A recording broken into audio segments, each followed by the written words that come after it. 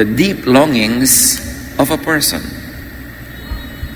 Hindi lagi itong napag-uusapan, sapagkat ang mga tao ay parang nahihiya, na-embarrass, asiwa na aminin ang katotohanan na madalas ang pamilya ang nagiging pabigat imbes pagaan, ang pamilya ang nagiging sagabal imbes na kasangkapan para magkaroon ng kabuluhan at kasiyahan ng buhay ng mga tao.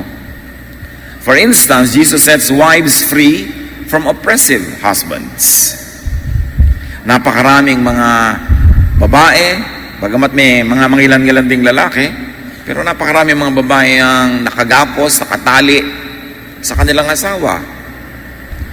Na mula ng mag-asawa ay parang nawalan na ng sariling pagkatao, sariling anino, sariling pangarap, sariling mga kagustuhan, at lahat na lang yun na subordinate sa kagustuhan ng asawang lalaki. Matthew 19:8, sumagot si Jesus. Ito'y tungkol sa kwento at mga issues ng divorce. Ipinahintulot ni Moises na hiwalayan ninyo ang inyong asawa dahil sa katigasan ng inyong ulo, subalit hindi ganon sa pasimula. So hindi naman talaga kalooban ng Panginoon na dapat ay naghihiwalay ang mag-asawa, subalit sa katagalan ng mga naging karanasan ng mag-asawa, pinayagan ito ni Moses dahil sobrang kawawa yung mga babae na manatili pa sa kanilang mga asa-asawang lalaki kung ang buhay naman nila ay aping-api at kawawang-kawawa. Sabi ng Pinoy version, pinayagan ni Moses ang divorce. Not the perfect will of God, but a way out for so many people, especially women, from oppression. Jesus agreed on the divorce provision in the law because most Jewish husbands were usually cruel to women. Jesus is in divorce a cure to physical, mental, and economic abuses of the husband against the wife. God does not intend marriage to end in divorce, but God and Jesus are concerned about the battered partner in the relationship, and 99% of the time, this is the woman. So divorce was tolerated. It had space in the law of Moses and even during the time of Jesus. That's why when he was asked about divorce, sabi niya, pinayagan ni Moses ang divorce kasi ang titigas ng ulo nyo. Pinayagan ang divorce kasi hindi nyo minamahalan yung mga asawa. Pero merong bahagi ng divorce that God hated. Noong unang panahon, lalaki lang ang nakakapag-divorce sa babae.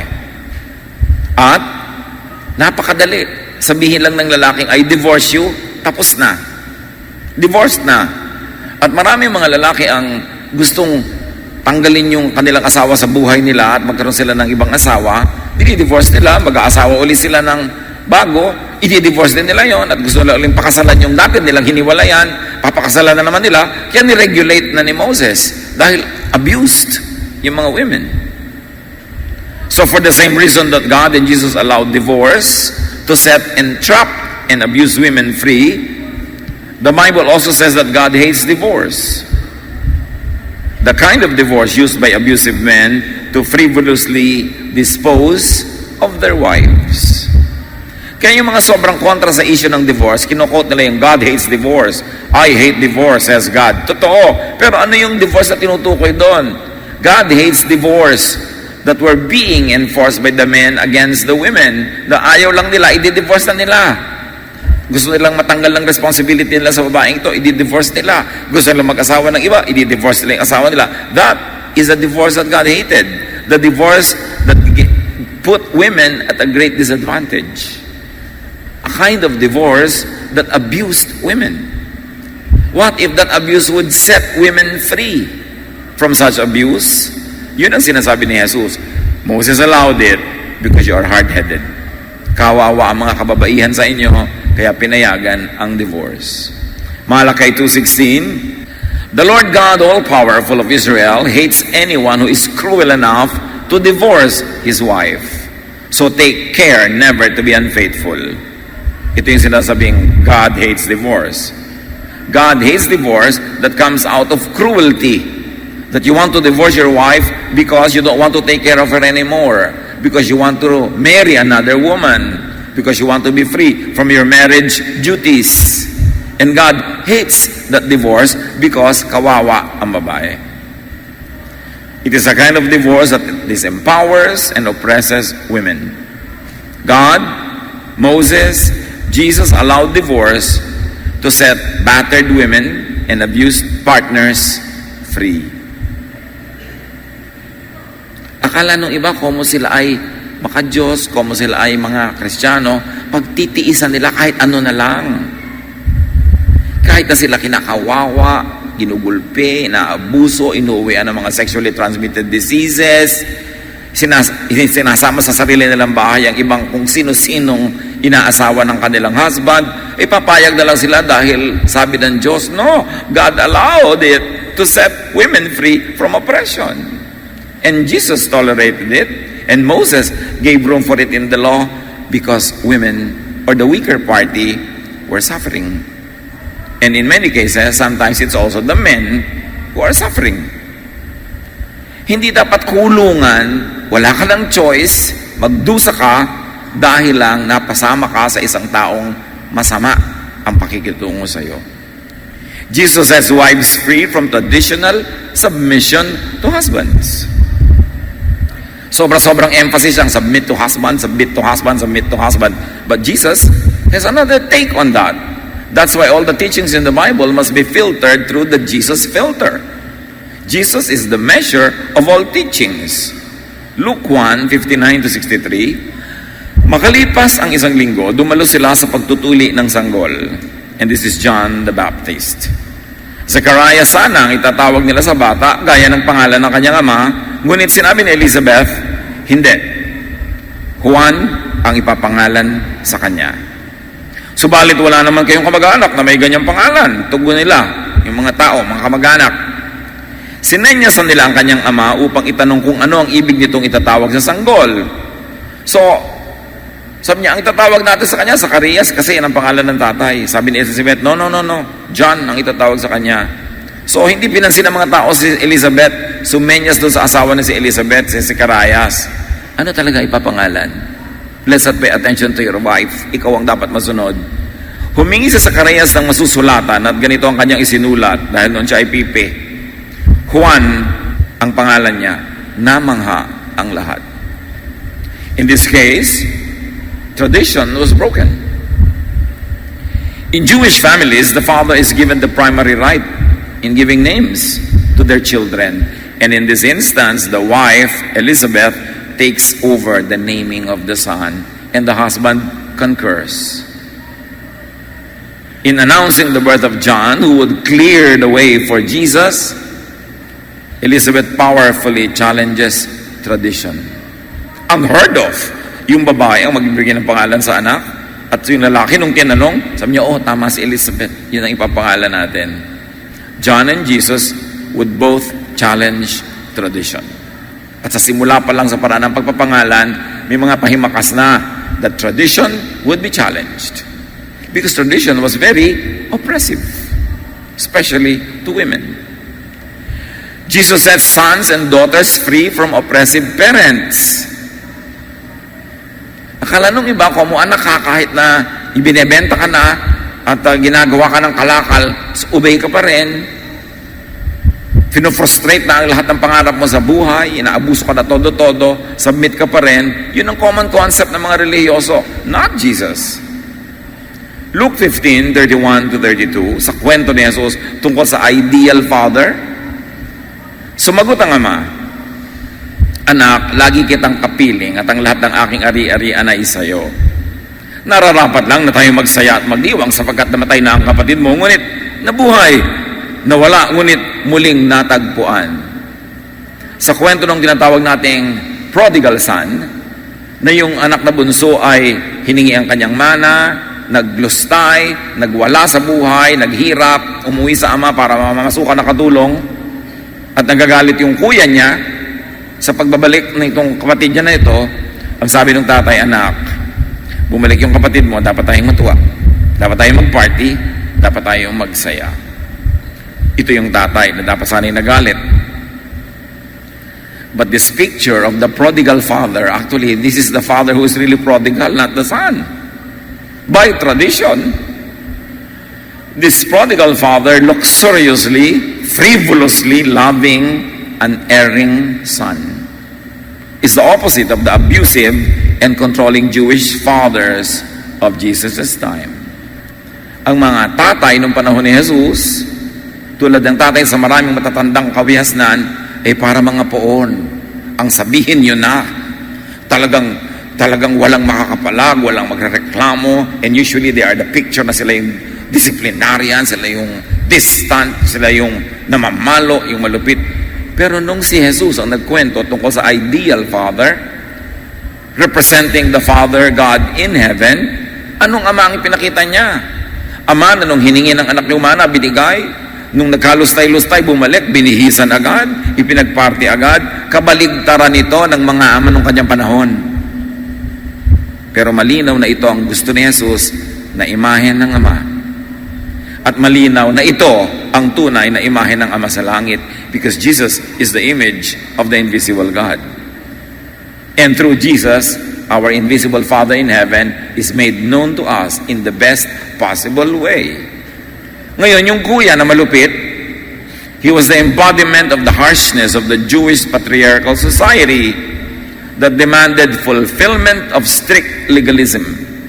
An eye for an eye, a tooth for a tooth. Nagkamali siya, parusahan. Naglustay siya, magdusa siya. Umalis siya, huwag na siyang bumalik. Yun ang standard of the time, na obviously hindi yun ang gusto ni Jesus. Kaya nakita natin doon sa kuya na kontrabida sa kwento, yun ang standard. Parusahan niya, nagkamali yan, magdusa. Pero anong uri ng Ama ang pinakita ni Jesus? Frivolously forgiving and loving, luxuriously caring. The Father's loving acceptance of His gallivanting Son clearly directs away from the legalism and tradition while going into the direction of unconditional forgiveness, into the direction of Jesusness. Ipinapakita dito, no, na ang walang hanggan na kabutihan at kabaitan ng tatay sa kwento ang tunay na padron, the real pattern, the mold, the model of what fatherhood should be. And it is the image of the Father in heaven. This story of Jesus about this father is a protest against, a correction of the oppressive strictness of Jewish fathers to their children. Kaya ang mga bawat salita ni Jesus nakakasyak sa mga tao eh. Magkukwento siya ng ideal father, very forgiving. Hindi yun ang uso nun. Very caring. Pwede mong tawaging Abba, Father. Isang ama na yumayakap sa anak, nagsasabi ng I love you. Hindi ganun ang standard nun. Kahit nga sa ating bansa, hindi laging komportable ang mga tatay na maging ganong kasweet. Kailangan para kang bato. Kailangan para ka walang nararamdaman. Kailangan na doon ka sa ibabaw ng dambana. Parang ganun ang image ng napakaraming tatay sa Pilipinas. Hindi ganun ang image ng Ama na gusto ni Jesus na maintindihan natin. At hindi lang yon, Jesus sets children free from over-eager and over-controlling mothers and parents. Halimbawa, nung 12 years old na si Jesus, dinala siya sa Jerusalem, pinresent siya sa temple. Nung uwian na, nawawala siya. Nung hinanap siya, Luke 2:48-50, namanghari ng kanyang mga magulang nang siya'y makita. Sinabi ng kanyang ina, anak, bakit mo naman ginawa ito sa amin? Lubha ang aming pag-alala ng iyong ama sa paghahanap sa iyo. Sumagot si Jesus, bakit po ninyo ako hinahanap? Hindi po ba ninyo alam na ako'y dapat mamalagi sa bahay ng aking ama? Ngunit hindi nila naunawaan ang sinabi niyang ito. At 12, in ancient Israel, boys were already considered men. In other words, they had the legal personality to make decisions for themselves. At sabi sa kanya ng kanyang nanay na si Mary, bakit mo ginawa sa amin ito? Hanap kami ng hanap. Ba't niyo po ako hinahanap? Di ba sa temple lang naman ako talaga pupunta? And 12 years old means a man or a woman with legal personality. Itong mga kwento na ito ni Jesus hindi laging itinuturo kasi kuminsan salungat sa ating concept of what a child should be, of what a mother should be, of what a family should be. Pero ayan yan, ang linaw-linaw sa scripture. Para kay Jesus, Spiritual relations are above human and social relations. The freedom to pursue personal calling above family control. Kasi di ba, kinokontrol talaga tayo ng pamilya. Etong pag-aaralan mo, etong mapapangasawa mo, itong gagawin mo sa buhay. Well, sa bata, dapat yun. Pag formative years, tinuturoan mo ng masama, ng mali. Pero dumadating ang panahon na lumuluwag yung paghawak mo sa leeg ng iyong anak. Kasi magkakaroon siya dapat ng sariling buhay at sariling pasya. And even in the life of Jesus, this was displayed. John 2:1-4. Nang ikatlong araw, may kasalan sa Cana sa Galilea at naroon ang ina ni Jesus. Si Jesus at ang kanyang mga alagad ay inaanyayahan din sa kasalan. Naubos ang alak, kaya't sinabi ng ina ni Jesus sa kanya, "Anak, wala na silang alak." Sinabi ni Jesus, "Ipaubaya na lang po ninyo ito sa akin, ginang. Hindi pa ito ang aking tamang oras." Well, alam naman natin na nag-miracle din siya. But the point is, sabi niya, ipaubaya nyo na lamang po ito sa akin. Lahat ng katuruan, pati yung obey na katuruan, salain sa Jesus filter. Kasi kung minsan yung exaggerated obedience na yan, nagiging dahilan na ng oppression. Kasi bagamat 99% ng mga magulang ay napapabait at napakamabuti, may 1% din abusive. May 1% na naging magulang lang dahil isinilang ka biologically, pero pagkasilang mo, biglang alipin ka na niya forever. Kaya dapat sinasala rin sa katuruan ni Jesus ang lahat. Jesus sets children free from overconnection to parents. Also parents from overconnection to their children. Kasi may mga children naman, ang tanda-tanda na, isip bata pa, hindi pa niya mapakain ng sarili, hindi pa makabili ng sariling load, mag-aasawa ng kay aga-aga, hindi mapakain ng mga sariling anak, iaasa sa magulang. Ang tanda-tanda na ng magulang, hindi pa gumag-graduate sa pag-aalaga ng anak, sa pagpaprovide sa anak, na-oppress din yung magulang. Nabaligtad naman. Because children can also oppress their parents. By being so irresponsible, lagi na lang nagsusuot sa gulo, gasgas na yung mukha ng magulang, kaaayos sa mga problemang nililika ng anak. Tapos dapat sana, nung 18 na siya, 19, 20, 24, meron na siyang sariling income, sariling kayod sa buhay, at natutulungan na niya ang kanyang magulang. Pero hindi, 65 na, umaasa pa sa nanay. Kailan pag-graduate ang nanay niya sa pag-nananay? Kailan pa yung nanay niya magsusumba? Kailan pa siya magtutur? Matapos alagaan yung anak, apo naman ang aalagaan. Mapapahinga na lang siya pag nasa kabaong, ganun. Kaya napaka-oppressive din ang family system pag hindi natin inayos according to the teachings of Jesus. Jesus sets people free from restrictive and overconnection to kapwa-tao. Alam niyo yung sobrang pakikisama, yung sobrang pakikiramdam sa kapwa, sobrang pagbibigay, that was a glorified virtue in tribalistic and survivalistic Israel of the ancient times. Lahat ng lipunan nung araw, para mag-survive. Kasi andyan, may mga leon, may mga tigre. Sinusugod kayo dahil mas marami pa sila nun kaysa tao. Nagkakaroon ng mga bagyo, mga lindol, mga taggutom. Nagkakaroon ng mga panahon na walang tubig, mayroong mga drought. O kaya may mga lumulusob na mga kalaban. The only way for people to survive in those tribal societies were to be very, very united. Kaya sobrang virtue yung close family ties, yung close community ties. Kasi kailangan nila yung para mag-survive. But society develops to the point na yung sobrang close family ties na yan, na ngayon ang nagiging dahilan para maging sagabal sa fulfillment. Kasi lampas na sa tribalistic, survivalistic stage yung development ng lipunan. Kaya nakikita nyo sa mga baryo, sobra ka makisama. Kasi pag nanganak yung asawa mo na madaling araw, isang kapitbahay nyo lang may tricycle, makikisakay ka doon, gigisingin mo siya. So pag hindi siya gumising, manganganak yung asawa mo sa damuhan. So nakikisama ka dito sa may tricycle na ito. Pag gumagawa siya ng bahay, makikisama ka kasi mamaya, pagka wala kang kapera-pera, namatay yung kamag-anak mo, sila ang mag-contribution para ka magkaroon ng ataol. This close family ties, this close community ties, ang totoong dahilan yan is economic interdependence.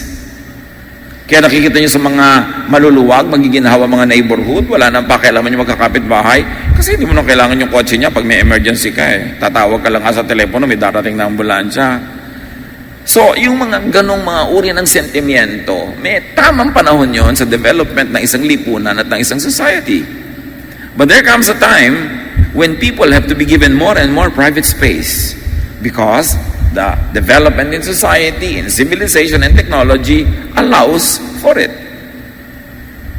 Kaya yung sobrang sentimiento at attachment to people, anong mga sinasabi ni Jesus tungkol dyan? Matthew 10:37, ang umiibig sa kanyang ama o ina ng higit sa akin, ay hindi karapat-dapat sa akin. Ang umiibig sa kanyang anak ng higit sa akin, ay hindi karapat-dapat sa akin. Bihirang ituro ito kasi people are not comfortable with this teaching. Kasi sobrang natin gino-glorify nga yung very close family ties. Pero sabi ni Jesus, yes, love your mother. Yes, love your son. Love your daughter. Pero hindi yan dapat more than loving me. Dumarating ang panahon na kailangan kang mag-prioritize. Dapat alam mo kung anong priority mo. A new order, a new family system, which is spiritual, not biological, was emerging. Sa development ng spirituality ng mga tao noon, may nag-emerge na bagong family, the family of God. John 1:12, yet to all who did receive Him, to those who believed in His name, He gave the right to become the children of God. May bagong pamilya na nasilang nung sinilang si Jesus. Ang mananalig sa Kanya at sa amang nagsugo sa Kanya, magiging miyembro ng isang bagong pamilya, a spiritual family called the family of God. And to Jesus, this was the most important family.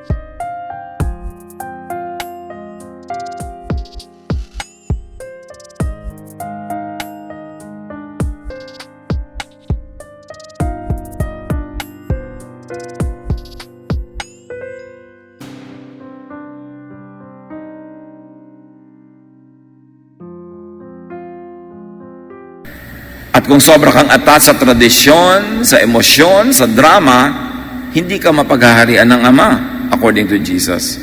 Hindi ka magiging disciple ni Jesus, hindi ka maliligtas sa kulungan, hindi ka makakalaya at mapapahinga pag sobra kang attached sa mga sentimental relationships. Mark 3:32-35. Nang oras ding yun ay maraming tao nakaupo sa palibot ni Jesus. May nagsabi sa kanya, nasa labas po at naghihintay ang inyong ina at mga kapatid na lalaki at mga kapatid na babae. Sino ang aking ina at mga kapatid? Tanong naman ni Jesus. Tumingin siya sa mga nakaupo sa palibot at sinabi, ito ang aking ina at mga kapatid. Sapagkat ang mga sumusunod sa kalooban ng Diyos ang aking mga kapatid at aking ina. Yung iba na sa shock dito, sinabi ito ni Jesus. Sinabi niya may dahilan. Sapagkat nung si Jesus ay nagtuturo, marami nag-iisip na siya'y baliw. Sinasapian ng masasamang espiritu. At pati ang kanyang pamilya ay nag-isip ng ganon. So itong mag-iina, Mary and the other children of Mary, mga kapatid ni Jesus, came to this place para kunin nila si Jesus at iuwi at pigilin sa kanyang ginagawa. Kaya, punong-puno yung bahay, hindi makapasok itong mga dumating, may nagbulong. Nandiyan po ang nanay niyo at mga kapatid. Kaya sabi ni Jesus, sino bang nanay ko? Sino ang kapatid ko? Itong mga nakikinig sa akin, itong naniniwala sa Ama, sila ang aking ina, sila ang aking mga kapatid. So, ine-emphasize dito ni Jesus yung prominence of the spiritual family of God over biological family. Not to say na wala siyang kwentang anak o wala siyang kwentang kapatid, pero ipinapakita lang niya ang unang mahalaga dapat is the family of God. that has begun when people believed in Him and in the Father who sent Him. A most revolutionary definition of family. Hindi na ito yung tribalistic, hindi na ito yung racial, hindi na ito yung biological family. To Jesus, family is your fellow believer who sets you free. People who set you free, this is your family. And family is where you are free. Sa Luke 14:26, sabi na naman ni Jesus, hindi maaaring maging alagad ko ang sino mang umiibig sa kanyang ama at ina, asawa at mga anak, mga kapatid at maging sa sarili niyang buhay ng higit sa akin. Sabi niya, hindi kayo pwedeng pagharian ng Diyos kung meron kayong mas number one na pag-ibig. Ano man yon, sino man yon. Hindi tayo pinipigil ni Jesus na umibig sa ating ama, magulang, kapatid, asawa, pero ang tinuturo niya, Diyos muna. At pag iniibig mo ang Diyos number one, lahat mapapasaayos. Pati ang pag-ibig mo sa iyong anak, pag-ibig mo sa iyong magulang, sa iyong asawa, lahat yan ay malalagay sa lugar. But God first. Jesus first. Kaya dapat nga, yung mga ikinakasal, tatanungin mo ang babae o lalaki, willing ka ba na maging number 2 lang nitong pinapakasalan mo? Ano ko, hindi po. No, dapat number 2 ka lang kasi dapat ang number 1 ng Diyos. Ay, opo. Kasi pag number 1 ng Diyos, number 2 ka nga, pero wala nang number 3. In number 1 ka nga, pero may 2, 3, 4, 5, 6, 7. May exponent pa. So, dapat number 2 lang ang mga tao. Diyos ang nasa ibabaw ng lahat-lahat. And why was Jesus teaching this? Kasi kitang-kita niya na isa sa mga number 1 oppressors ng tao ay yung pamilya. Kasi sabi niya, Diyos mo nang mahalin nyo, malalaya kayong lahat. At pag malaya na kayo, then mahalin nyo uli ang isa't isa sa tamang paraan na. Doon sa hindi nakaka-oppress, hindi nakakabihag, nakakatali. Jesus sees the controlling and oppressive side of the family drama. And Jesus places the urgency of setting people free above tradition and above sentimentality. Kailangan ng tao ay palayain kasi merong kalooban ng Diyos para sa kanya na dapat matupad na hindi matutupad kung hindi siya malaya.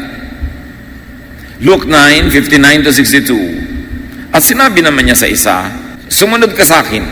Si Jesus ito nagsasabi. Ngunit sumagot ito, Panginoon, hayaan lang po muna ninyong maipalibing ko ang aking ama. Sinabi ni Jesus sa kanya, hayaan mo na ang mga patay ang maglibing sa kanilang mga patay. Ngunit humayo ka at ipahayag mo ang kaharian ng Diyos. Again, a very hardly appreciated teaching of Jesus by sentimental people. Sabi niya dito sa tao, sige, gagawin kitang disciple, humayo ka at ipamalita mo ang mabuting balita ng kaligtasan. Pwede po ba ipapalibing ko muna ang aking tatay mo? Hayaan mo na yung mga iba mong kamag-anak ka maglibing. Binibigyan kita ng mission, mas mahalaga yon. Bakit nga naman uunahin yung patay, samantalang ang mission ay binibigay sa kanya ay humango ng mga patay para magkaroon ng buhay na walang hanggan. Pero kung overly sentimental ka, hindi mo ito ma-appreciate. Kaharian ng Diyos means freedom. At una sa sarili, palayain mo muna ang sarili mo. Hindi nga siya makasunod-sunod sa ipinapagawa ng Diyos dahil sa kanyang sentimental attachments. Hindi naman ayaw ni Jesus na ilibing mo ang iyong magulang, ilibing mo ang iyong patay, pero dapat clear sa'yo kung alin talaga ang tunay na mahalaga. Alin ang talagang tunay na dapat unahin. Kasi hindi dapat malabo sa ating pag-iisip kung ano ang halaga ng Diyos at ang kaharian ng Diyos sa ating mga dramang bukid, sa ating mga attachments, sa ating mga sentiments. At may isang nagsabi sa kanya, verse 61, susunod po ako sa inyo, Panginoon, ngunit hayaan ninyong magpaalam muna ako sa aking pamilya. At ganito naman ang tugon ni Jesus, sino mang nagsimulang mag-araro, ngunit panayang lingon, ay hindi karapat-dapat sa kaharian ng Diyos. So may pinapagawa si Jesus, pero sabi niya, teka po, magpapaalam lang ako. Sabi niya, yung lingon ng lingon, ayaw sumunod agad. May mga nililingon-lingon, tulad ng asawa ni Lot, lumingon sa Sodom, naging asin siya, lingon ng lingon, may attachment. Sabi niya, hindi ka pwedeng at hindi ka karapat-dapat sa kaharian ng Diyos. These teachings are very revolutionary. At kahit sa atin na sanay na sa pagbabasa ng mga Gospels, maaaring may discomfort pa rin tayong nadidinig ang mga ito. Pero yan ang teaching. At napakahalagang ito ay maunawa. Kaya pag kami mga churches, iniimbita nila ako, mag-speak. Pastor, family day po. Pwede po bang mag-speak kayo ng mga katuroan ni Jesus tungkol sa family? Ako, sigurado kayo? Sigurado kayong gusto niyo ako imbitahin?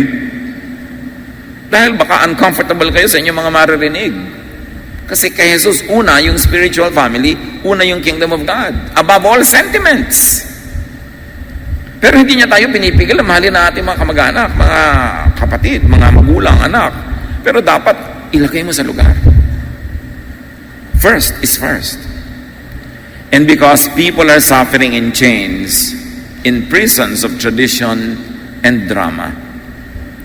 Kaya gano'n na lang kalinaw ang pagtuturo ng Jesus tungkol dito dahil central to the teaching of Jesus talaga yung freedom. At central din sa katotohanan ng maraming lipunan, madalas yung pamilya ang sagabal sa freedom na yon. Setting people free by and into Jesusness is most urgent. At dahil sa common sentiment na siguradong babanggain ng mga katuroan ni Jesus na nagpapalaya, sabi niya sa Matthew 10:34 to 36, huwag ninyong isiping na parito ako upang magdala ng kapayapaan sa lupa, na parito ako upang magdala ng tabak, hindi kapayapaan, na parito ako upang paglabanin ang anak na lalaki at ang kanyang ama, ang anak na babae at ang kanyang ina, at ang mga manugang na babae at ang kanilang biyanang babae, at ang magiging kaaway ng isang tao ay kanya na ring mismong mga kasambahay. Now, don't overread the metaphor. Sinasabi lang ni Jesus, itong ituturo ko na kaligtasan, itong ituturo ko na kalayaan, itong ituturo ko na pagpapalaya sa sarili ay hindi madaling turo. Magkakaroon kayo ng iba-ibang opinion at hindi may iwasan na may magtatalo-talo at baka maghiwa-hiwalay pa. That is how it should be read. Hindi niya sinasadyang pagsabungin yung mga tao pag-away-awayan. No. Sinasabi lang niya, the teaching is so against your tradition that many people will not appreciate it at once, and there will be conflict among those who will believe. The way of Jesus is so different from the usual ways that differences in opinion and method would inevitably lead to some kind of division. Kasi mahirap magpalit ng pag-iisip. Yung nakasanayan mo na, ayaw mo nang ibahin. Sanay ka na kahit mahirap. Yung mga nakakulong, pag pinalaya mo, namimiss yung kulungan nila. Romans 12:2, be changed by the renewing of your mind. At yun ang pinakamahirap baguhin, pag-iisip. Kahit tungkol kay Jesus, may mga image tayo na hindi naman biblical ni-romanticize ng religion, pero hindi yun ang talagang sinasabi ng Gospels. Kaya dapat handa ka na pag-aralan talaga. At handa kang suriin ito at ibukas ang puso para maunawa. Matthew 7:13 to 14, pumasok kayo sa makipot na pintuan, sapagkat maluwang ang pintuan at malapad ang daang papunta sa kapahamakan, at ito ang dinaraanan ng marami. Ngunit makipot ang pintuan at makitid ang daang papunta sa buhay, at kakaunti ang nakakatagpo niyon. Yung buhay na tinutukoy ni Jesus, eternal life, and also heavenly life on earth. Sinasabi niya, konti lang ang tunay na lumalaya, konti lang ang tunay na nakakatamasan ang kaligtasan na nagpapalaya sa iyong espiritu, sa iyong emosyon, sa iyong katawan, at mas marami talaga oppressed. Mas marami ang gusto nila yung nakasanayan na nila ng mga reading and interpretation and application. Kaya kahit tambak-tambak ang religion sa buhay nila, oppressed pa rin sila, hindi pa rin maluwag ang dibdib, hindi pa rin sila malaya. Of course, Jesus is not anti-family. Certainly not. Of course not. He is anti-family system that oppresses individuals in the family. Kasi ang tunay na family dapat nagpapalaya, tumutulong, supportive, hindi yung sila itong sagabal sa lahat ng mabubuting dapat ay nangyayari sa iyong buhay. Matthew 15:3 to 6, Jesus replied, and why do you break the command of God for the sake of your tradition? For God said, honor your father and mother, and anyone who curses their father and mother is to be put to death. But you say that if anyone declares that what might have been used to help their father or mother is devoted to God, they are not to honor their father and mother with it. Thus you nullify the word of God for the sake of your tradition. Mahabang usapin ito tungkol sa pera. Kasi gusto ng Diyos, sinusuportahan ng mga anak ang kanilang magulang. Pero yung mga pare, itinuturo nila sa mga anak, kung idodonate nyo sa temple yung pera nyo, pwede na hindi nyo suportahan yung mga magulang. At yun ang pinagalitan ni Jesus. Tradisyon ninyo ng temple, pag ibibigay nyo sa temple, pwede lang hindi nyo isipang support sa magulang. Ganon. Hindi ganyan. Mga tradisyon nyo ang pinapahalaga nyo at hindi yung tunay na kalooban ng Diyos. So ipinoprotect na ni Jesus yung mga magulang mula sa mga anak na hindi nagsusupport sa magulang. At ang dahilan, ibibigay na lang nila sa temple. O iba pang dahilan, ipapang-enroll ng kanilang anak. O ibibigay nila sa pang-makeup ng kanilang asawa. So nanay, hindi ko na kayo maibibili ng gamot kasi dumadami na po ang makeup ng misis ko eh. Yung sinasabi ni Jesus, ano kayo? Honor your father and your mother. Utos yan ng Diyos. Okay, magdahi-dahilan. Kung gusto nyo damihan ng gagastosan na iba, damihan nyo income nyo. Pero huwag yung papabayaan yung mga magulang. So, makamagulang si Jesus. We should not misread him. Makaanak din siya, makamanugang, makatao. Lahat ng tao, pinapahalagahan niya. At sino man sa mga taong ito, kay magulang, kay anak, kay asawa, kay manugang, ang nag-o-oppress ng kapwa niya, kapamilya, yun ang ayaw ni Jesus na mangyari. Gusto niya malaya ang lahat. Jesus is not anti-family, but Jesus is just anti-chains, anti-prisons, anti-oppression in the family. Luke 7:14-21. The scroll of the prophet Isaiah was handed to him, to Jesus. Unrolling it, he found the place where it is written, "The Spirit of the Lord is on me, because he has anointed me to proclaim good news to the poor. He has sent me to proclaim freedom for the prisoners, and recovery of sight for the blind, and to set the oppressed free, to proclaim the year of the Lord's favor." Then he rolled up the scroll, gave it back to the attendant, and sat down. The eyes of everyone in the synagogue were fastened on him. He began by saying to them, "Today, the scripture is fulfilled in your hearing." Kaugalian ng mga Israelites na magtitipon-tipon sila sa synagogue, sa bahay dalanginan, at merong tatayo, ma-assign para magbasa ng scripture for that day, na nakasulat pa sa mga binubulumbon na mga leather or tela, whatever material, nirorol. Hindi tulad ng mga libro ngayon na binubuksan. So that scroll was given to him, at pagbukas niya, nasa prophet Isaiah. Mahalagang propeta ng Israel. At ang sinabi doon, "The Spirit of the Lord is on me." And when Jesus was saying this, he was already referring to himself. Because he has anointed me to proclaim the good news to the poor. At yung mga poor na yon, hindi lang yung poor in money, yung poor in emotion, poor in spirit, mga oppressed, mga kawawang tao. Sabi niya, he has sent me to proclaim freedom. Kita nyo? That the main ministry of Jesus is to proclaim freedom for the prisoners. Ano mang uri ng prisoner. At hindi lahat yon yung nasa bilibid o nasa city jail. Yung nakakulong sa mga relasyong nakakulong sa mga pananagutang hindi na nila matakas-takasan, nakakulong sa kutakot-takot na commitment. Gusto kasi ng Diyos, malaya ang tao. Tapos yan, and recovery of sight for the blind. Ano yung blind? Yung mga spiritually blinded na akala nila, gusto ng Diyos, nakakulong sila. Kalooban ng Diyos, makulong tayong lahat. And sabi niya, and to set the oppressed free. This is the common thread, the common flavor, the common theme of the Jesus teaching. Freedom, which gives rest, which gives peace. Kahit pabalik-baliktarin mo lahat ng mga teaching niya, dyan lang yung patungo. Kaya yung mga pilay, mga lumpo, pinalakad niya para makalaya sila mula sa kanilang saklay, mula sa kanilang higaan, mula sa kanilang balig. Yung mga bulag, binibigyan niya ng muling kakayahang makakita para makalaya sila sa kulungan ng kanilang mata na pagka wala na silang makita, parang yun ang prison nila. Prison of leprosy. The prison of all diseases, of the bleeding woman. It's all about setting people free para magbigay ng ginhawa. The doctrine of Jesus is a doctrine of delight. Ginhawa, kapahingahan. Kaya nakikita siya laging sumasama sa mga kainan. Ang una niyang himala ay paggawa ng alak to extend a party. And he was called a friend of tax collectors and sinners. The doctrine of Jesus is to make people have heaven next life and enjoy heaven in this life. And very important to that is for people to be free.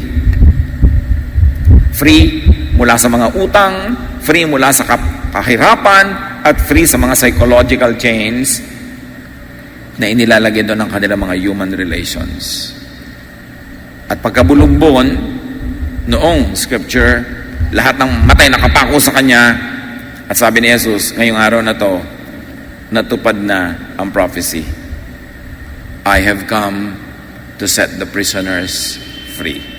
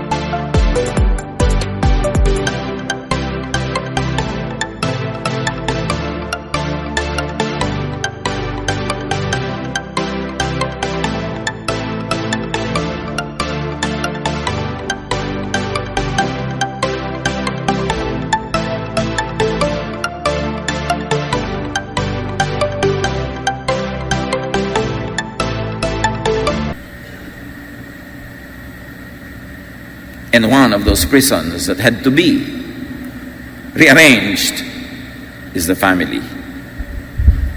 Do not abuse family relations. Blessing ka dapat sa pamilya mo. Blessing sila sa iyo. Dumadating ang mga panahon na ikay nangangailangan ng tulong nila, tinutulungan ka nila. Dumadating ang panahon na may pangangailangan sila, dapat makakatulong ka sa kanila. Hindi laging ikaw na lang ang tinutulungan. Hindi laging ikaw na lang ang problema. Hindi laging ikaw na lang yung pabigat. Kailangan yan, panahon. Kaya nagpapakatino ka sa buhay, estudyante, para makatapos ka na, makapagtrabaho ka na, para ikaw naman ang tumulong, hindi ikaw ang laging tutulungan. Kaya umiiwas ka sa mga bisyo para hindi ka magkasakit. Kasi pag nagkasakit ka, aalagaan ka ng pamilya mo. Pwede ka man pabayaan, siyempre, hindi ka naman matiis.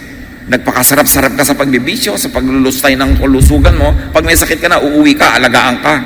Hindi, itatali mo yung mga pamilya mo sa pagki-caregiving sa'yo.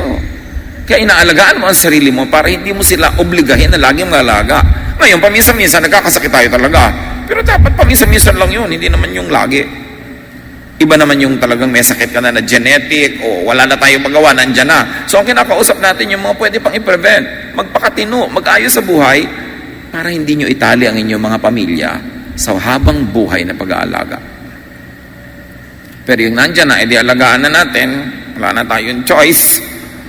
Pero dapat ang mga bata, turuan na, magpakatino kayo, tapusin nyo na pag-aaral nyo agad, para hindi na ako bayad ng matrikula nyo. Para makatulong naman kayo, magbayad ng kuryente, tubig, hindi yung 50 taong ka na sa college. Ano ka, naging dean? Hindi po freshman. Wow! Hindi, wow, 50 years ka ng freshman. Kaya hindi na kami makabili ng rice cooker, hindi na kami makapagbakasyon kahit man lamang sa Lucena, kasi naubos na sa pagpaparal sa iyong pera. Hindi ka pa rin tapos. Nagbibisyo ka pa, naninigarilyo ka pa, gumagastos ka pa, tapos magkakasakit ka sa baga. Mamaya kami na naman dito ang maghahanap ng baga na ilalagay sa iyo. Kaya tayo dapat may pananagutan tayo to set our families free from the prison that irresponsible people create for the other members of the family. Kaya huwag kang mag-asawa at magkaroon ng anak nang wala sa panahon. Wala ka pang ipapakain, may 3 ka ng anak. Sino mag-aalaga niyan? Ate mo? Wala nang love life yung ate mo, kabibili ng gatas sa mga anak mo. So, tama ba yun? Ikinulong mo siya sa responsibility. Hindi naman siya may kagagawan, nagkaroon ka ng mga anak. So, do not turn the family into a chain, a prison, a machinery of oppression. Set family members free para hindi na kailangan pang lumayas para lang makahinga at guminhawa. Pag ang member ng ating family ay kailangan pang lumayo, para maibuhay niya yung buhay na gusto niya, para yung tunay niyang katauhan ay maipamuhay niya, para yung gusto niyang mahalin ay mamahal niya, we are a failure as a family. Why can we not accommodate all of this and stay as a family? Bakit kailangan may lumayo at lumayas? Because we reject. Because we restrict. Dahil binabawalan natin, ikinukulong natin. Tapos kung kailan mamamatay na yung magulang, tsaka uli uuwi yung lumayas, kung kailan naghihingalo, doon pa ngayon magpapatawaran at mag-iiyakan ng walang katapusan, sayang yung life eh. Sayang yung buhay. Sayang yung love. Ephesians 6:4, Fathers, do not exasperate your children. Instead, bring them up in the training and instruction of the Lord. Yun, huwag niyong ubusin ang pasensya ng inyong mga anak. Huwag niyo silang sikilin. Huwag niyong galitin. Colossians 3:21, Fathers, do not embitter your children or they will become discouraged. Pag tayo nagka-counseling, napakarami mga tao, matanda na sila pero ang dami pang sugat ng kanilang damdamin, meron silang problema sa ugali, ang dami-dami nilang mga hang-up, ang dami nilang mga fears.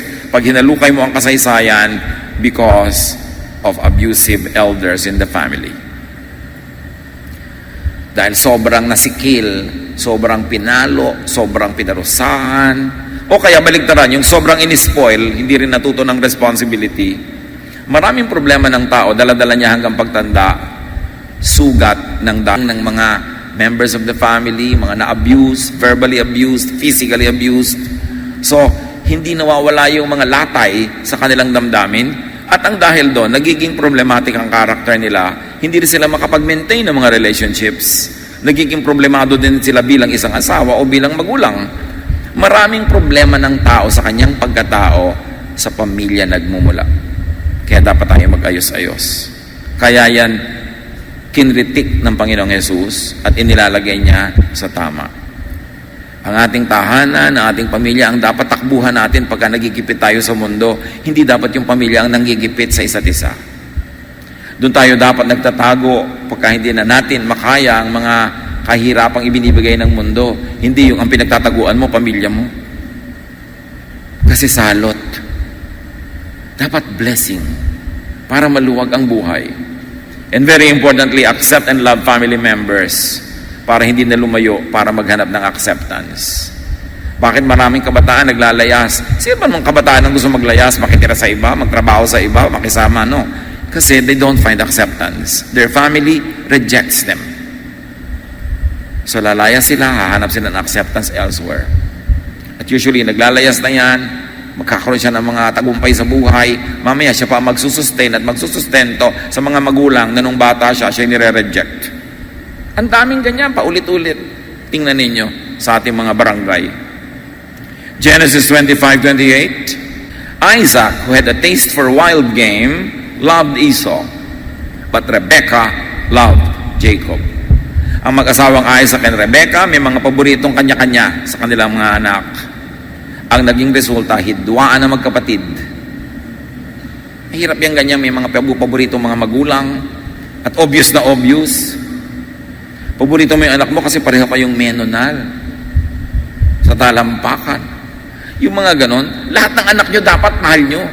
Bagamat hindi mo maikakailan ako, minsan meron isang mas sweet, mas thoughtful, mas nice, mas malapit sa loob mo, pero hindi mo kailangan ipakita yon. Kasi lalo bata sila, nagkakaroon ng sibling rivalry, nagkakaroon sila ng contest among themselves na hanggang tumanda sila dala-dala. Bihira sa mga tao ang nakakagraduate sa mga drama ng kanyang kabataan. Kadalasan, dala-dala, pasan-pasan hanggang hukay. So avoid doing an Isaac and a Rebekah. Avoid playing favorites. Kahit mga anak, yung paborito yung nanay, puro nanay, puro nanay, puro nanay. Eh, yung tatay nyo. Ano yung nanay nyo? Gabi ng anak mag-isa. Siyempre, kasama yung tatay nyo doon. Kailangan, mahal mo yung nanay mo, mahalin mo rin yung tatay mo, mahal mo yung tatay mo, mahalin mo rin yung nanay mo. Don't play favorites. And avoid rejecting your own anak or your own magulang. May mga anak naman, kinakahiya yung magulang nila kasi baduy. Kasi tsaka ang magulang, kinakahiya. Meron namang mga magulang, nire-reject yung anak kasi hindi yun ang kanilang ideya kung paano yung magiging anak nila. Eh, yun ang anak nyo eh. Kung ano yung binigay sa inyo, yun ang mahalin nyo. At kung ano yung magulang nyo, yun ang mahalin nyo. Kasi hindi nyo naman pwedeng palitan na yan kahit ano pang pagsisikap mong gawin. Do not needlessly overburden family members. Madalas, pinaparusahan natin yung member ng family na matino na responsible, laging siya ang taya. Laging siya ang gagastos. Laging siya ang magkakaroon ng sakripisyo kasi nagkataong siya ang matino. So we reward those who are foolish and we punish those who are wise. Baligtad yun, hindi yun just. Kaya ang nangyari, pagka nagsimula pa lang na pag may nakakasakit, hindi mo natitiis, magbibigay ka. Pagka mayroong pangangailangan, magbabayad ka. Magiging assignment mo na yung buong buhay. Habang panahon, ikaw na lang lagi ang taya. At yung iba, magtetengang kawali, magbibingi-bingihan pag may mga needs. Kaya pagtanda ng magulang, may sakit yung magulang, isa lang, o ang nagpapagamot, yung iba, wala. Parang, hi, regards, send my regards to mommy. Ganon, hindi na ibabayad sa butika yung regards. Pero kung sino yung responsible, laging siya na lang ng siya. Yung nag-aalaga, siya na lang. Hindi ganun dapat ang family. Release family members from unreasonable, enslaving, and harmful responsibilities and duties to you. Pawalan mo sila. Dapat panapanahon, seasonal lang, yung may duty sila sa'yo. At gawin mong goal, makalaya sila na hindi ka na nila papasanin, hindi ka nila iniisip. Mga anak na ginagabi sa lansangan, minaabot ng mga madaling araw, hindi nyo alam ang pag-aalala ng mga magulang hanggang hindi nakikitang nasa bahay na kayo. Sayang-saya ka, happy-happy ka, pero may nagdurusa somewhere, magulang na nag-iisip, nasa na kaya ang anak ko, buhay pa kaya? Siyempre, iniisip mo, lumulutang-lutang na kaya siya sa estero, nakadurog-durog na kaya siya sa ilalim ng LRT, yung mga guni-guni ng mga magulang na, sabihin mo, ano ko, sobra kayo mag-overthink. Overthinking pa ha. Buti na lang, nag-overthink ako nung maliit ka. Lumaki ka tuloy. Diba? So, importante na kind tayo to each other. It should not make other people worry. Lalo yung mga mag-asawa magkahiwalay, nagtatrabaho sa ibang bansa, yung isa, nagsasakripisyo. You should always be very faithful and very assuring that everything is all right. Kasi mahirap naman yung nagtatrabaho ka na, nag-iisa ka na, nag-aalala ka pa. Be kind to family members. Make the family a haven of freedom, of love, acceptance, of support, and of protection. But remember this, freedom doesn't mean licentiousness. Jesus sets us free to do good. Hindi niya tayo binibigyan ng blank license to do anything, and especially to do anything crazy. To be free is to be responsible. To be free doesn't mean you have a license to be crazy. Freedom in Jesus is to be free to pursue your true calling, to develop your true self, and to be the best person that you can be. Hindi ibig sabihin license para magkalat o magwala. Proverbs 11:29, whoever brings ruin on their family will inherit only wind. Make, keep, and strengthen, then enjoy family relations and family life. And to be repetitious, do not chain, imprison, overburden a family member. Lalo yung responsable at matino, huwag niyo siyang daganan lagi. Kailangan bigyan siya ng pahinga at bigyan din siya ng kasiyahan. Create abundant space for freedom, for rest, and for peace in the home. So no one would need to escape, run away, and stay away just to breathe and be happy. Dapat ang pamilya hindi nakakasakal para hindi kailangang takasan para ka lang makahinga.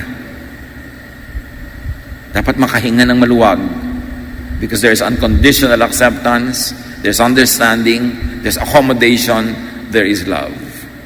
So put home and family under the reign of God. Under Jesusness, put your home in the kingdom of God. Experience the kingdom of God in your home. Make home, family, a slice of heaven on earth. Dear Lord, we thank you for family. At nawa ang mga katuruan ng iyong anak na si Jesus ay bagamat nakakahamon sa tradition, sa mga common notions and concepts, maging lakas namin ito upang ituwid ang mga liko, liwanagan ang madilim, itama ang mali. Let the teachings of your Son, Jesus, be our guide in living